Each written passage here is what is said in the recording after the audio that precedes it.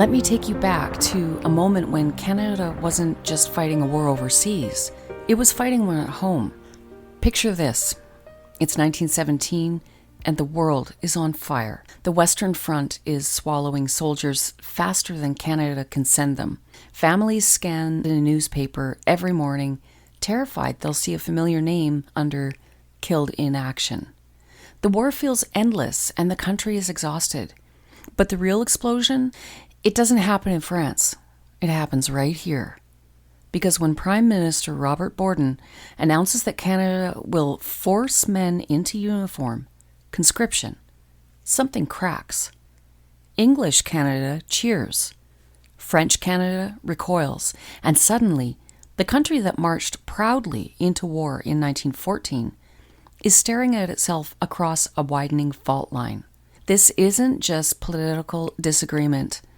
It's a crisis of identity. It's about language, loyalty, power, and the question no one wants to say out loud. Whose Canada is this? Good evening and welcome to episode 17 of Memory and Valour, the podcast where Canada's First World War is more than history, it's human. I'm your host, Samantha McRae, and I'm truly glad you've chosen to spend this time with me.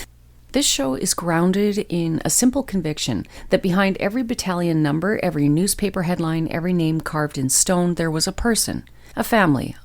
If you value thoughtful, story-driven Canadian history, the kind that goes beyond the battlefield and into the letters, the diaries, and lived experiences, then I'd love to invite you to follow the show right now. Hit the follow button wherever you're listening, Spotify, Apple, Amazon, so you never miss an episode. Following the podcast is the single most powerful way you can help it grow.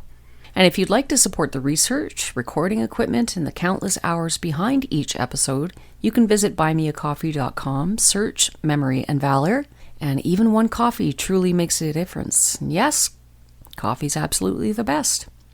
On with the show. In this episode, we're going to walk straight into the heart of that crisis. We'll meet the soldiers who lived it, the families who feared it, the politicians who gambled everything on it, and the communities that nearly tore themselves apart because of it.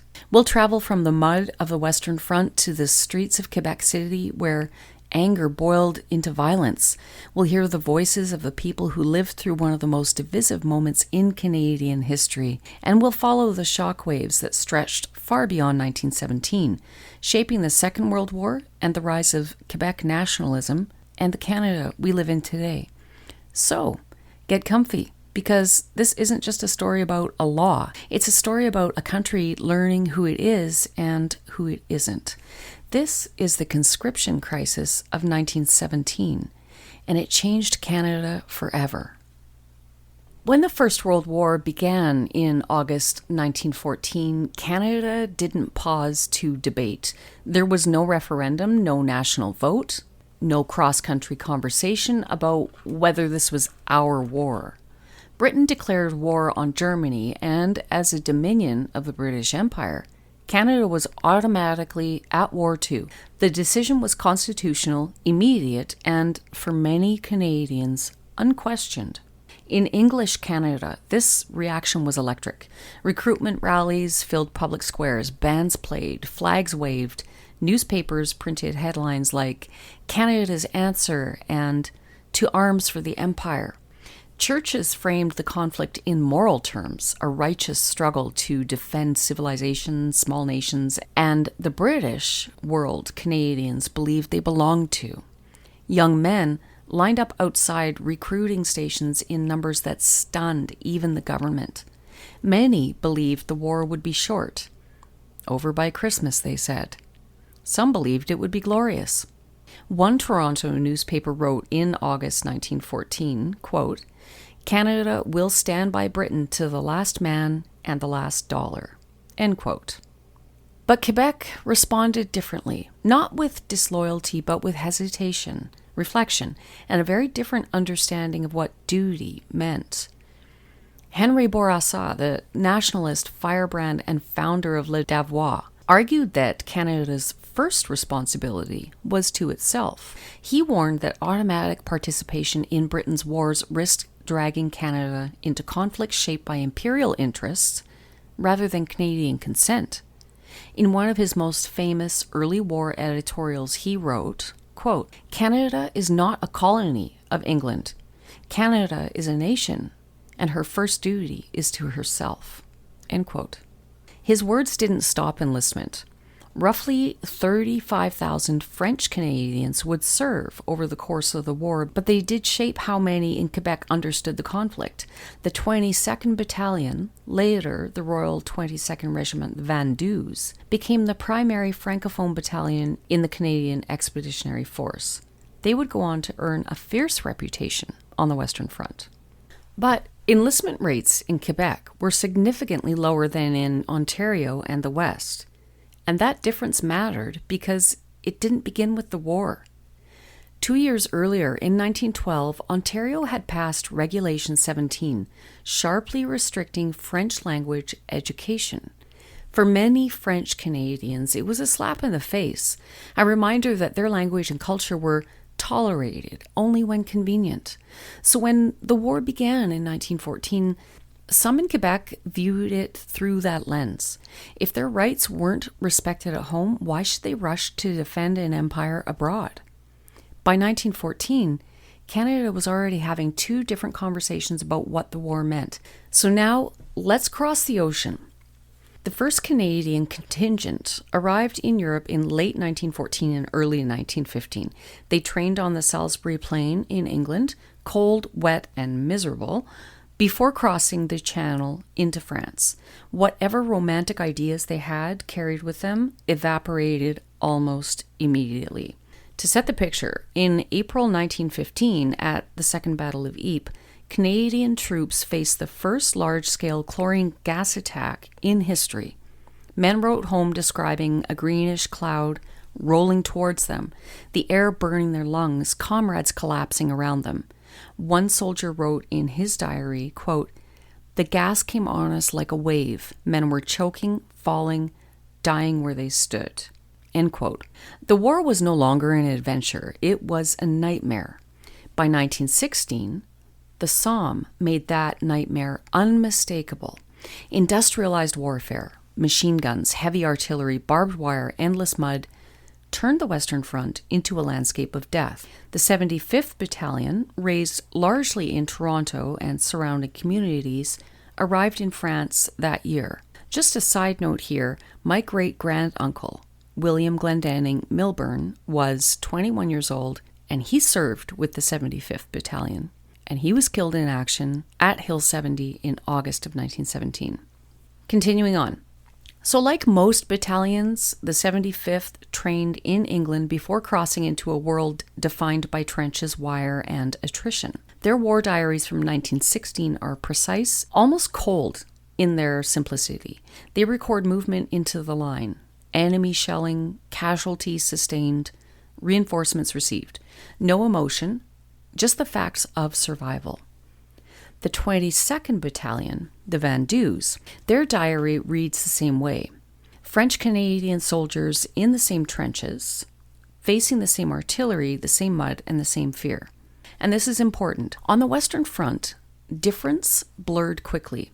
Mud does not discriminate by language, and shrapnel does not pause for cultural politics. A shell landing in a trench doesn't care whether the man it hits speaks English or French. But at home, the war was being interpreted differently. By late 1916, casualty lists were long. The early wave of enthusiastic volunteers had slowed, and communities had lost sons. The war was clearly not short, and the reinforcement needs grew more pressing. This is where Ottawa and the front begin to move closer together, where the political crisis brewing at home starts to collide with the military reality overseas.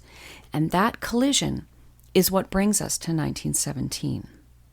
Now, by the spring of 1917, the war had already reshaped the Canadian Corps into something far more formidable than the raw volunteers who had arrived in France in 1915.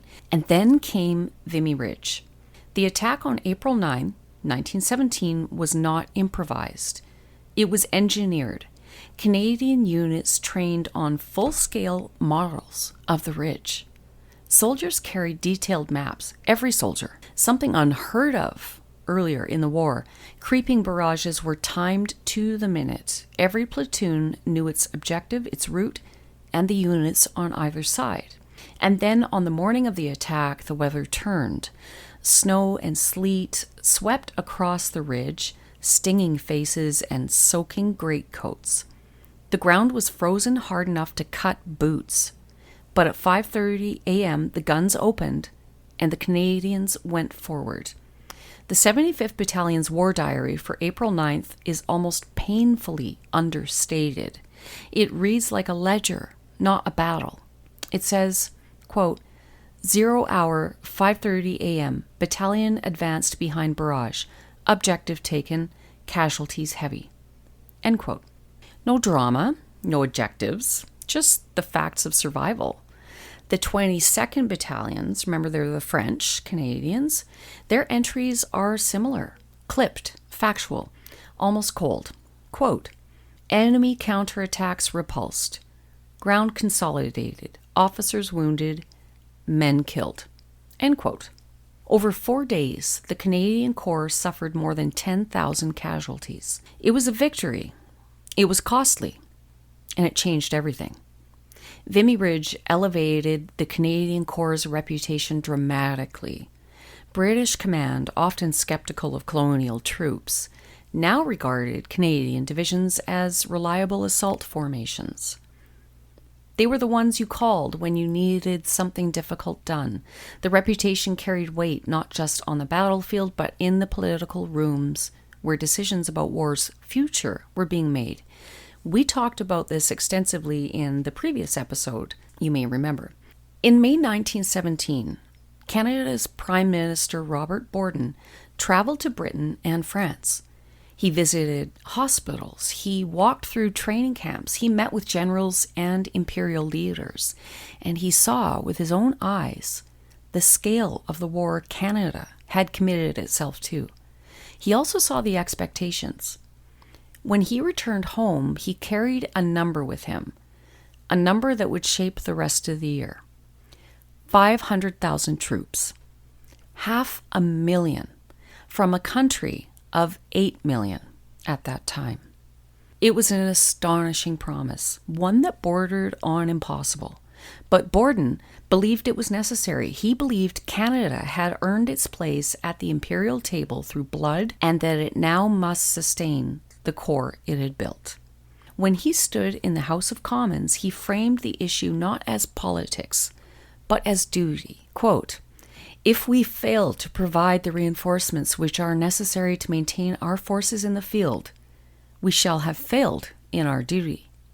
End quote. He wasn't speaking lightly, because as he spoke, Passchendaele was forming in the mud of Belgium. So by early summer 1917, the question in Ottawa was no longer whether reinforcements were needed. Everyone knew they were. The question was how to get them. Voluntary enlistment had slowed to a crawl. Communities across Canada had already given thousands of men. The casualty lists from the Somme and now Vimy had changed the national mood. The war was no longer something entered with a naive enthusiasm. It was something endured. When Robert Borden introduced the Military Service Act in June 1917, he did so not as a hesitant leader, but as a resolute one. He believed the issue had narrowed to arithmetic and honor. Canada had committed itself to the war at scale.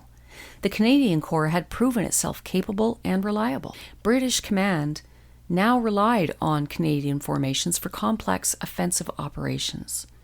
To allow those formations to weaken for lack of reinforcements, in Borden's view, would be a national failure. He didn't frame conscription as ideology. He framed it as obligation. And as Parliament debated the act, the war outside the chamber was escalating. The Third Battle of Ypres began in July 1917. What would become synonymous with Passchendaele unfolded slowly. Weeks of bombardment that obliterated drainage systems and turned the ground into liquid earth. Soldiers described that battlefield as a place where mud could swallow a man whole. By October, the Canadian Corps was ordered to take over a critical portion of the offensive. General Arthur Currie, newly appointed Corps commander, didn't hide the likely cost. He warned his superiors bluntly. He said, the ground could be taken, but it would cost 16,000 men. He was almost correct. He was off by maybe a few hundred men in that calculation. The arithmetic Borden spoke of in Ottawa was being paid in blood in Belgium. And the crisis that would soon tear Canada apart was no longer theoretical. It was urgent. It was immediate, and it was coming. Inside Parliament, Sir Wilfrid Laurier rose slowly. Not as an opponent of the war, not as a man indifferent to the suffering overseas, but as someone who understood the country's fault lines better than anyone else in the chamber. He had been Prime Minister for 15 years. He had lived through the Manitoba Schools Question, the Boer War, Regulation 17. He knew exactly how fragile Canada's unity could be. He didn't deny the war's severity, he didn't deny the courage of the Canadian soldiers, and he didn't accuse Borden of bad faith. Instead, he warned of consequences. And at this point, Laurier, we have to remember, was the leader of the Liberal Party, which was the official opposition. Quote, "This measure," Laurier told the House, "will divide our people into two hostile camps." End quote. The chamber fell quiet. Members understood what he meant. He wasn't talking about conservatives and liberals. He was talking about English Canada and French Canada, about language, identity, and long memory. And then he went further. Quote, "I say that this measure will not bring us unity. It will bring us discord, perhaps for generations." End quote. Laurier argued that voluntary service had already demonstrated loyalty. French-Canadian soldiers were already fighting in France. The 22nd Battalion, the Vendus, was in the same trenches as battalions from Ontario and the West, under the same barrage, facing the same artillery. To compel Quebec, he warned, would not strengthen national unity. It would fracture it. He insisted that unity at home was not secondary to victory abroad. It was foundational. Borden did not retreat from that warning. He responded with firm conviction that the men in the trenches deserved reinforcement, that Canada's pledge must be honored, that retreat from scale would diminish the country's standing and betray its soldiers. The debate did not produce compromise. So in August 1917, the Military Service Act passed. And as Parliament argued, the mud of Belgium was swallowing men and horses alike. So now we're going to move back to Belgium. We're in October 1917 now. So when the Canadian Corps entered the Passchendaele sector in October, the landscape had already been pulverized by months of shelling. The drainage systems were gone, the earth had liquefied, horses, like I said, drowned in mud, artillery sank. That means tanks. Men described the ground as a vast brown soup. The 75th Battalion moved into position along duckboards laid across terrain that could take you down to your waist if you slipped off. Their war diary for late October describes very heavy ground and continuous enemy shelling. And preparations for assault, the same restrained clinical tone that hides more than it reveals. But soldiers' letters fill in the atmosphere. One Canadian wrote home, quote, "It is nothing but mud and shell holes and water up to your knees." End quote. Another described stepping forward and feeling the earth pull back, as though it did not wish to release you. On the morning of the attack, the creeping barrage began. Men rose and advanced behind timed artillery bursts. But this was not a charge across firm ground. This was a staggered, halting movement through terrain that resisted every step. Machine gun fire swept the field. German artillery responded quickly. Stretcher bearers struggled to retrieve the wounded because there was no solid footing to run on. The 22nd Battalion, advancing in its sector, encountered the same conditions. Their war diary entries note consolidation under fire and repeated counterattacks. One French-Canadian soldier later reflected that at Passchendaele, quote, "we were not fighting men so much as the earth itself," end quote. By early November, the Canadian Corps secured Passchendaele Ridge. The cost approached Currie's estimate, over 15,000 Canadian casualties. And remember, Currie had predicted 16,000. And as those casualty figures were transmitted home, Canada approached a federal election, fought almost entirely over conscription. So the election of 1917, we're going to move into that now. So we're heading back to Canada for a moment. The political explosion came quickly. The Wartime Elections Act reshaped the elaborate in ways that were both dramatic and strategic. Women who were wives, mothers, sisters, or daughters of soldiers were granted the federal vote, the first time women could vote in a Canadian federal election. At the same time, certain naturalized citizens from enemy alien nations were disenfranchised. The measure was defined as necessary to ensure that those most invested in the war had a voice.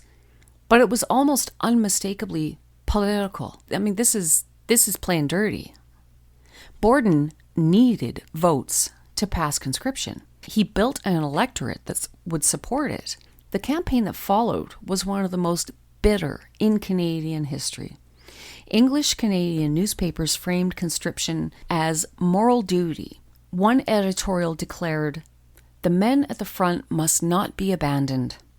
In Quebec, the tone was entirely different. Le Devoir warned that conscription was an assault on the French-Canadian autonomy. Bourassa wrote that forcing Quebec into the war would create, quote, "a wound that will not heal," end quote.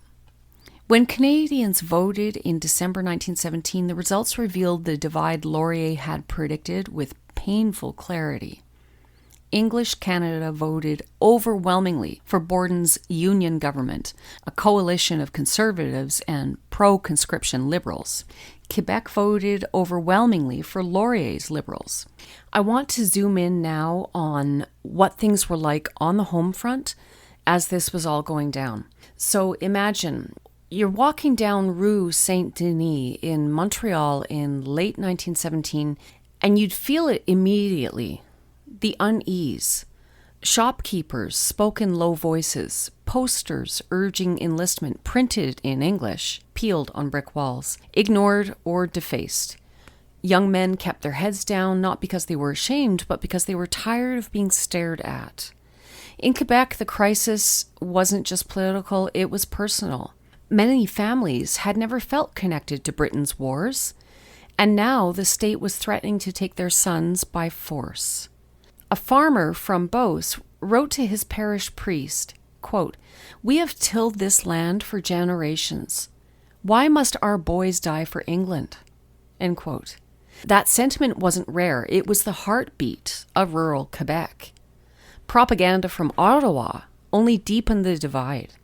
English language posters showed heroic soldiers charging across no man's land, stamped with slogans like, "Do your bit," or "The Empire needs you." But in Quebec, these posters felt like accusations. Henry Bourassa's warning, 2 million French Canadians in a bloc are opposed to conscription, wasn't a threat. It was a statement of identity. On winter evenings, crowds gathered outside newspaper offices as headlines were posted. When Le Devoir condemned the Military Service Act as a betrayal of Confederation, cheers rose from the street. When English papers called Quebec cowardly, the reaction was fury. Young men ripped down the clippings and stomped them into the snow. And beneath it all was a quiet fear that the police might come for them next. Meanwhile, in Toronto, Winnipeg, and Halifax, the mood was entirely different. The war felt close, too close. Every week, the newspapers printed new casualty lists, and families circled names with shaking hands. In these communities, conscription wasn't seen as oppression, it was seen as fairness. A Toronto mother who had already lost one son at Vimy Ridge wrote to the Globe, quote, "If my boy could give his life, why should others stay home?" End quote. Her grief became a rallying cry for many English Canadians who believed the burden of war was being carried unevenly. Political propaganda fed this sentiment. Posters showed soldiers in muddy trenches beside the words, "Shall they fight alone?" Patriotic rallies filled town halls where speakers thundered that Canada must stand with Britain to the last man. Another paper named The Outlook warned that, quote, "Canada faces today a serious political crisis. The Premier has called for conscription to support her armies on the Western Front." End quote. The implication was clear.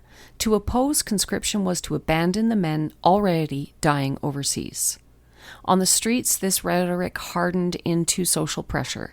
Young men who hadn't enlisted were stared at, whispered about, sometimes confronted.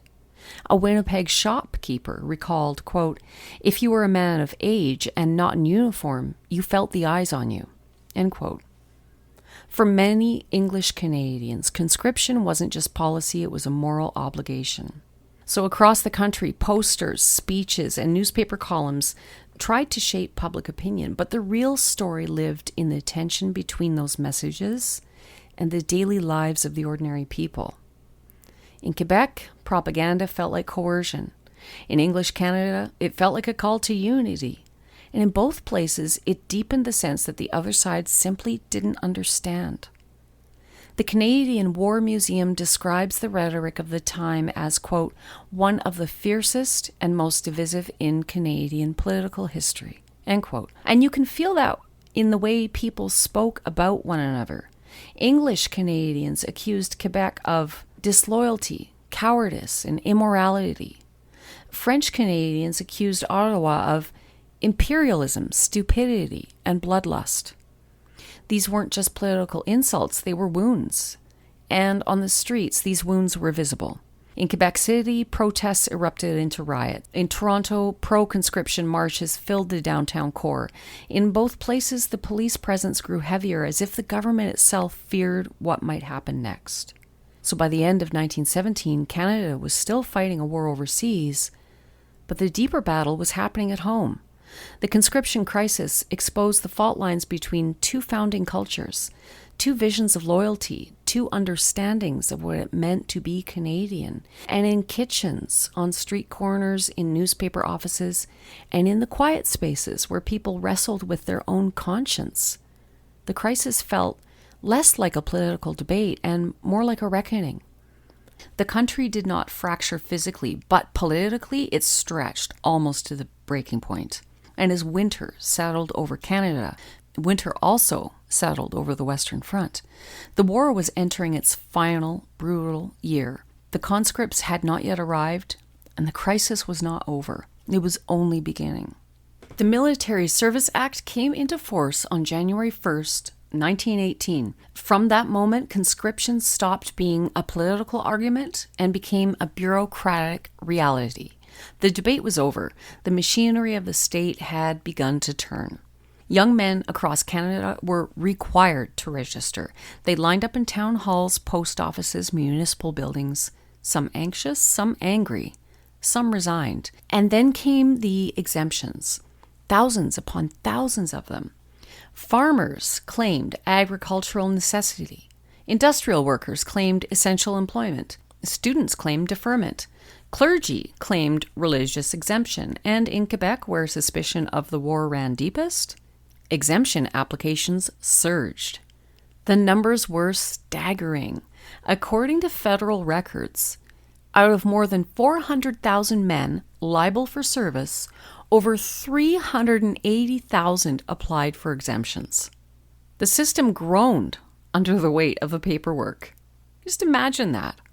And while Ottawa processed forms, the war itself entered one of its most dangerous phases. In March 1918, Germany launched its Spring Offensive. This was a massive, desperate gamble to break the Allied lines before American troops would be arriving in overwhelming numbers. For the first time since 1914, the Western Front moved with terrifying speed. British lines bent, entire sectors collapsed. Commanders spoke openly of the possibility of defeat. Canadian divisions were rushed towards threatened areas. The war diaries of the 75th Battalion in early 1918 show the shift. Reorganizing companies, integrating reinforcement drafts, preparing for rapid movement. The entries are terse, but the urgency is unmistakable. The 22nd Battalion received new men as well. Some volunteers, some conscripts. Imagine being one of these conscripts stepping off a transport train in France in early 1918. You're 20 years old, maybe 19. You've never heard artillery before, and suddenly you're standing among men who have survived Ypres, the Somme, Vimy, and Passchendaele. One veteran later wrote, quote, "The new drafts looked at us as if we were ghosts," end quote. And the German army was advancing. Back in Ottawa, enforcement continued. So let's zip back to Canada in March of 1918. In Quebec City, resentment that had simmered for months finally boiled over. On March 28, 1918, Good Friday, Dominion police arrested a young man named Joseph Mercier for failing to produce his exemption papers. It was a small act, but in a city already strained by political anger, it was a spark in dry grass. Crowds gathered outside the St. Roch police station. Voices rose, windows shattered. The military service registry office was stormed, its records dragged into the street and burned. Those records mattered. They were the physical embodiment of federal authority, the list of who must serve, who had applied for exemption, and who could be arrested. Watching them burn was not just vandalism, it was pure defiance. The next night, unrest spread. Mayor Henry Edgar Lavigueur called for assistance. Troops were deployed into the city, many of them Anglophone units brought from outside Quebec. Picture the scene. Soldiers in khaki greatcoats moving through narrow streets, still holding patches of winter snow. Crowds gathering at intersections shouted arguments in French, bayonets fixed. Not against a foreign enemy, but against fellow citizens. By Easter Monday, April 1st, the tension snapped. Streetlights were smashed, plunging parts of the lower town into darkness. Snow and smoke mingled in the cold air. Some rioters hurled stones and ice. Witnesses reported gunfire from within the crowd. The military responded. Rifle shots cracked through the dark. 4 civilians were killed. Dozens were injured. One of the dead was 14-year-old Georges Demule, struck by a bullet to the heart. His mother later testified that he had planned to spend the evening playing cards with friends. That detail matters because it strips away abstraction.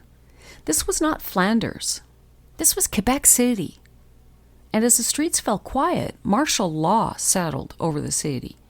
Thousands of troops remained stationed in Quebec to prevent further unrest. Now pause. In France, the Canadian Corps was preparing to halt the German advance, the same corps whose reputation had been forged at Vimy and Passchendaele.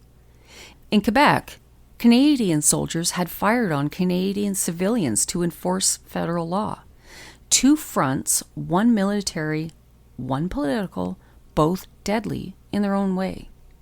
The men of the 75th and 22nd Battalions could not see the riots from the trenches. They were focused on survival, on holding ground, on the next barrage, on the next order shouted over the noise of artillery. But at home, the meaning of their sacrifice was being argued violently. Robert Borden did not reverse course. He remained convinced that conscription was justified, necessary, and lawful. He believed the war demanded it. He believed Canada's honor required it. And by the summer of 1918, the war itself began to shift. The German offensive stalled. Allied forces regrouped, and the Canadian Corps prepared for what would become the final decisive phase of the war, the 100 Days. But the scars of the spring in France and in Quebec would not fade quickly. By the summer of 1918, the war had shifted. The German spring offensive, that massive, desperate gamble, had stalled. The lines had stabilized, and for the first time in years, the Allies were not reacting. They were preparing. And at the center of those preparations stood the Canadian Corps. 4 divisions, battle-tested, reorganized, reinforced, some with volunteers, some with conscripts who had arrived just in time, and led by Lieutenant General Sir Arthur Currie, who understood both the cost of battle and the value of meticulous planning. The 100 Days, some people call it Canada's 100 Days. Anyway, the 100 Days would become the final, decisive phase of the war, a relentless series of offenses from August to November 1918 that shattered German resistance and pushed the enemy back mile after mile. One where the Canadians broke through the formidable Hindenburg Line. It was not one battle, it was many, and the Canadians were at the spearhead again and again. It began at Amiens. At dawn, on August 8, 1918, a thick fog clung to the ground. Tanks rumbled forward, and the cavalry units waited behind the lines. Artillery was positioned with mathematical precision, and the Canadian Corps, alongside Australians and British units, prepared to advance. German commanders later called August 8th the Black Day of the German Army. Their lines broke. Their morale cracked, and their retreat began.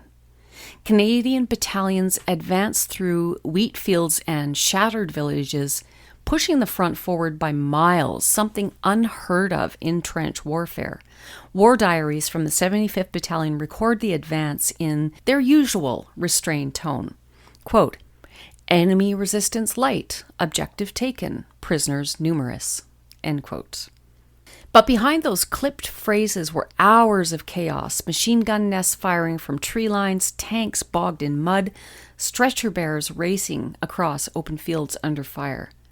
Finally, the battleground was one of movement again. The 22nd Battalion advanced too, moving through the same fog and the same gunfire, the same uncertainty.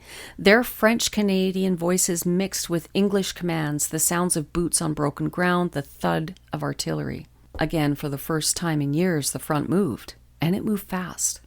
Then came Arras. If Amiens was momentum, Arras was attrition. The Canadians were tasked with breaking through the DQ line, one of the most heavily fortified positions on the Western Front. Concrete bunkers, machine gun emplacements, barbed wire thick as hedges. Currie warned his superiors that the attack would be costly. He was right. Battalions advanced yard by yard, often fighting hand to hand. Casualties mounted, officers fell. Reinforcements, including conscripts, were thrown into the line to keep the advance moving. One soldier wrote home, "We go forward because the man beside us goes forward." End quote. It was not strategy alone that carried the line, it was endurance. Next came the Canal du Nord, a dry canal bed that the Germans had turned into a fortress. Currie devised a plan so daring that British commanders initially doubted it. Funnel the entire corps through a narrow gap in the German defenses, then fan out and attack. It worked. The Canadians crossed the canal, seized the high ground, and opened the way for the next phase of the offensive. It was one of the most complex operations the Corps ever executed, and one of its most successful.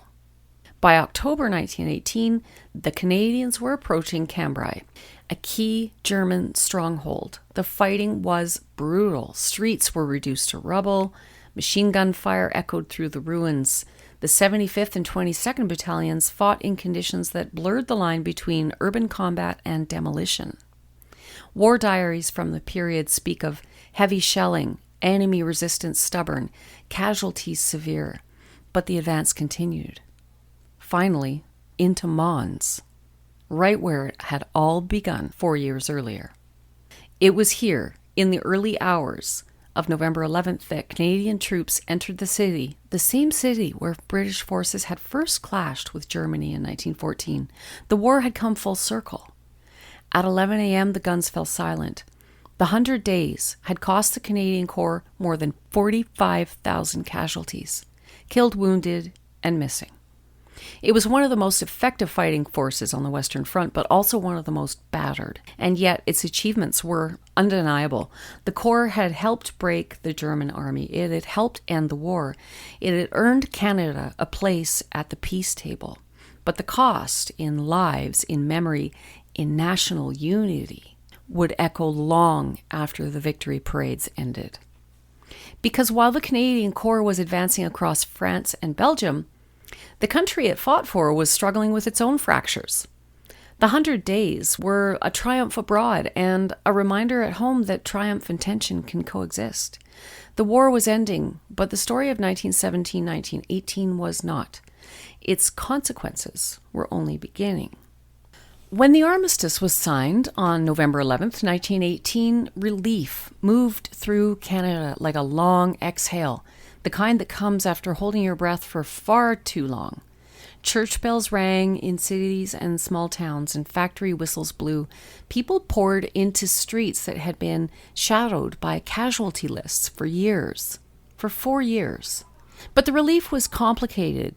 Soldiers began the long journey home, some triumphant, some wounded, many altered in ways they would never fully articulate. The men of the 75th Battalion and the 22nd Battalion stepped off of trains wearing uniforms that didn't quite fit the same anymore. Some carried shrapnel in their bodies. Some carried memories they would never speak aloud. Some carried the names of friends who would never come home. The Canadian Corps had helped carry the final momentum of the war. From Amiens through Arras and toward Mons, Canadian units advanced steadily, earning recognition from allies and adversaries alike. British commanders praised their precision, and German officers wrote in their diaries about the stormtroops from Canada. The Corps' reputation, forged at Vimy, hardened at Passchendaele, was now undeniable. Robert Borden's belief that Canada must not falter had, in military terms, been vindicated. Canada signed the Treaty of Versailles in its own right. It gained a separate seat at the League of Nations. Its international stature rose. For the first time, Canada appeared on the world stage not as a colony, but as a country. But military vindication and domestic unity are not identical outcomes. When soldiers from the 75th and 22nd stepped back onto Canadian soil, they returned not to a country unified by shared sacrifice, but to a country that had argued bitterly over who should be compelled to make that sacrifice. In Quebec, the memory of 1917-18 did not dissipate with victory parades. The Easter shootings became part of a political consciousness, not loudly and not with annual ceremonies, but quietly and persistently. They lingered in family stories, in editorials, in the way people spoke about Ottawa. They were not commemorated nationally. There was no federal gesture of reconciliation, but within Quebec's civic memory, they remained as evidence that when pushed, Ottawa would enforce its will with soldiers. A narrative took shape, not theatrical, not exaggerated, but cautionary. And another side note here, when I was quite young, I lived in Montreal, Quebec, with my grandparents. And even as a young person, I can very vividly recall going out shopping or attending school. And mind you, I had come from the West and spoke only English. And I'm in 3rd grade having to attend school where they spoke only French.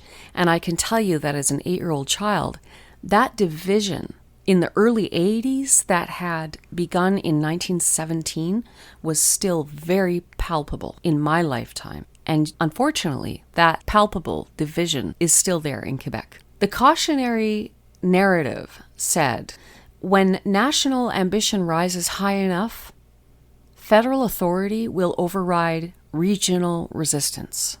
That speaks volumes. In English Canada, another narrative hardened. equally simplified and equally powerful, it suggested that Quebec had resisted national duty at the time of crisis, that while Ontario and the West volunteered, Quebec hesitated, that conscription had been necessary because Quebec had not done its share. That narrative, too, compressed complexity into shorthand. Because French Canadian soldiers had fought at Vimy, at Passchendaele, at Amiens, the 22nd Battalion's casualty lists proved that their war diary entries, officers wounded, men killed, ground held under fire, were indistinguishable from those of the 75th. Mud does not discriminate by language. Shrapnel does not pause for cultural politics. But memory is not a historian. Memory is a storyteller. And storytellers simplify. And so 1917 became shorthand. In Quebec, shorthand for federal overreach. In English Canada, shorthand for Quebec's reluctance. In both places, shorthand for a wound that had not healed. The war ended, the soldiers came home, the parades faded, but the conscription crisis did not disappear. It settled instead into the country's bones. A quiet, persistent reminder that Canada was not one story but two, and that when those stories collided, the consequences could be violent. The guns had fallen silent, but the echoes of 1917 would reverberate for generations. So, at the end of the war, the political noise in Canada did not end. The war had ended, but the arguments that had torn the country open in 1917 were still echoing through Parliament, through newspapers, through families, through the very idea of what Canada was supposed to be. The Union government, Borden's wartime coalition of conservatives and pro-conscription liberals, had won the 1917 election decisively in English Canada, but its support in Quebec had been almost non-existent. The electoral map looked less like a national consensus and more like a fault line. And that fault line did not disappear with victory. In English Canada, the narrative hardened quickly. Conscription had been necessary, it had been justified, and had helped win the war. Newspapers praised Borden's resolve. Veterans groups argued that the sacrifices of the front demanded the sacrifices of the home front. The Union government framed the 100 Days as proof that Canada had stepped onto the world stage and that conscription had made that possible. And in Quebec, the narrative was entirely different. The Easter shootings have not been forgotten. The arrests were not forgotten. The sense of being coerced by Ottawa, of being treated as a problem to be managed rather than a partner in Confederation, was not forgotten. Henry Bourassa wrote that the crisis had revealed, quote, the danger of a nation divided by force, end quote. Quebec newspapers spoke of the wound of 1917, a wound that victory parades could not heal. Families who had lost sons to the riots carried that memory quietly but firmly. Priests preached about the moral cost of coercion. Politicians warned that federal power once used against Quebec could be used again. Two stories, one country, and neither story canceled the other. Robert Borden returned from the peace negotiations in Paris hailed as a statesman. Canada had signed the Treaty of Versailles in its own right, and it had gained the seat at the League of Nations. It had proven itself militarily and diplomatically, but at home, Borden's political coalition was already fraying. The Union government had been built for war, not for peace. Its pro-conscription liberals drifted back toward their old party. Its conservative base was divided between those who wanted to maintain the coalition and those who wanted to reclaim the party's identity. And Borden himself, exhausted, aging, and deeply aware of the divisions the crisis had created, retired in 1920. His successor, Arthur Meighen, inherited a country still carrying the weight of 1917, and Meighen, unlike Borden, lacked the political instincts to navigate that weight. His attempts to defend conscription as a necessary wartime measure only deepened Quebec's distrust. Laurier did not live to see the full aftermath. He died in 1919, mourned across the country, but mourned most deeply in Quebec, where he had been the voice of moderation, the bridge between two solitudes. His death left a vacuum, not just political, but emotional. His name today still stirs up a lot of different emotions in a lot of different people, depending on who you ask, and particularly in the West. That's a whole other podcast episode. The Liberal Party now, under William Lyon Mackenzie King, rebuilt slowly. King understood something essential. The party could not win without Quebec, and Canada could not function without Quebec. He studied the crisis carefully. He learned from it, and he carried those lessons into the next war. The political aftermath of this crisis did not erupt all at once. It seeped into the country's political culture, and you can see it in the 1921 election, when Quebec returned overwhelmingly to the Liberals. You can see it in the way King governed. Cautious, conciliatory, always aware of the limits of federal authority. You can see it in the 1942 plebiscite, when the map of yes and no votes looked almost identical to 1917. You can see it in the Quiet Revolution, when Quebec intellectuals pointed to 1917 as proof that Confederation had never been an equal partnership. You can see it in the rise of the Bloc Québécois, when the memory of federal coercion still lingered in political rhetoric. The crisis did not break Canada, but it changed it. It revealed that unity could not be assumed, and it revealed that federal power had limits and consequences. It revealed that English and French Canada could experience the same war and remember it differently. And those revelations shaped the country long after the soldiers came home. The political aftermath of 1917 is not a neat story. It's not a story with a clear ending. It's a story of a country still negotiating itself, still balancing ambition with identity, still learning how to hold together difference without breaking under the weight of it. The conscription crisis left scars. Some faded and some didn't. Some became part of the political landscape, quiet, persistent, and always there beneath the surface. So the crisis didn't just shape the war, it shaped the country that emerged from it. So when the Second World War began in 1939, the question of conscription didn't appear immediately. It hovered in the background like a ghost. A presence everyone felt, but no one wanted to name it. And no one felt that ghost more acutely than Prime Minister William Lyon Mackenzie King. King had lived through 1917. He had watched Laurier's government fracture. He'd seen the electoral map split cleanly along linguistic lines. He had watched the country come as close to breaking as it ever had. He understood something essential. Conscription was not just a manpower policy, it was a symbolic fault line. It was the place where English and French Canada had collided once before violently, and where they could collide again. So he moved cautiously. At the outset of war, King promised there would be no overseas conscription. He framed the war as a national effort, yes, but one that would be built on voluntary service. He knew that Quebec's support for the war was real but conditional. He knew that the memory of 1917 was still alive, not in textbooks, but in families. I mean, this is only 20 years later. And then in 1942, manpower pressures mounted. The war was global at this point, and casualties were rising. Britain was exhausted. The Allies needed reinforcement. King could feel the pressure building, from military advisors, from English-Canadian newspapers, from members of his own cabinet. But he also felt the pressure from Quebec, where the promise of no conscription had been taken as a solemn guarantee. So he did something no Canadian Prime Minister had done before. He asked the country, a national plebiscite, a single question: should the government be released from its promise? Let's have a listen. Tonight is the Prime Minister of Canada, the Right Honourable W.L. Mackenzie King. Ladies and gentlemen, the Prime Minister. Fellow Canadians, since I last spoke to you, there has been much discussion of the forthcoming plebiscite over the radio, in the press, and at public meetings. This discussion has gone far to clarify the issue.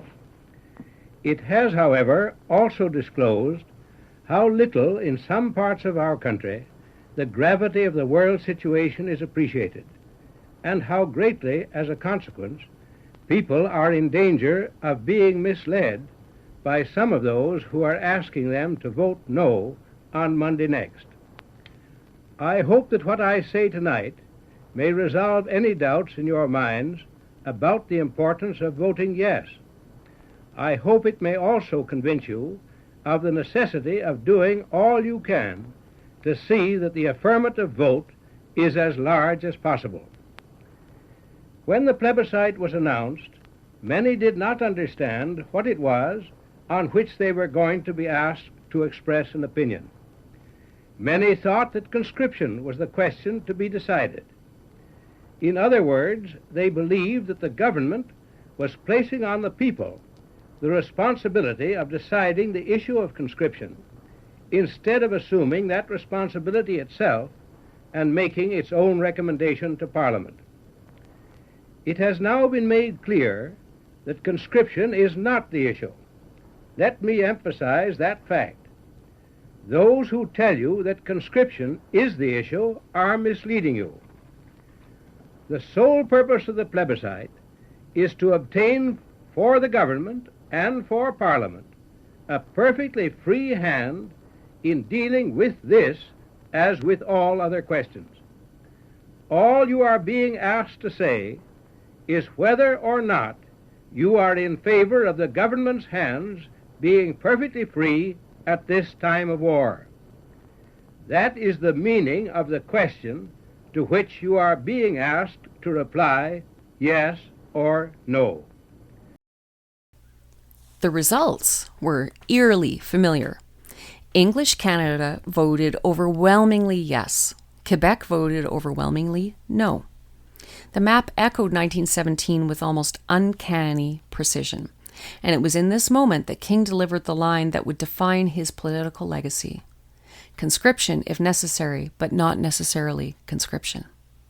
People sometimes treat that sentence as clever evasiveness, a politician's trick. But it wasn't. It was political memory at work. It was King navigating the after-image of 1917, trying to avoid reopening a wound that had nearly torn the country apart. He understood that unity could not be commanded. It had to be maintained, protected, and respected. So eventually in 1944, limited overseas conscription was implemented, but reluctantly, minimally, and with a kind of political insulation built directly from the lessons of the First World War. King did everything he could to avoid repeating Borden's mistake. That's the power of memory. It doesn't disappear. It adjusts behavior decades later. The conscription crisis of 1917 wasn't a moment. It was a shadow, a long one, and it stretched far into the 20th century. It's tempting, almost irresistibly tempting, to ask the simple question, who was right? Was it Borden, with his insistence that Canada must stand firm beside Britain no matter the cost? Or was it Laurier, with his warning that a country still negotiating its internal balance could not afford to force unity at gunpoint? But history rarely rewards that framing, because both men were responding to pressures that were real, immediate, and impossible to ignore. Borden believed that Canada's place in the world required steadfast commitment. He'd walked the trenches in France. He'd seen the casualty lists. He'd listened to generals who told him, bluntly, that without reinforcement the Canadian Corps could not sustain its role. He believed reinforcements were not optional. He believed retreat from scale would diminish national standing, and he believed, sincerely, that the men already in the line deserved support.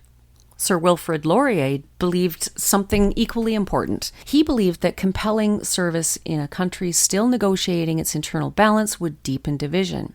He believed unity at home was as vital as victory abroad.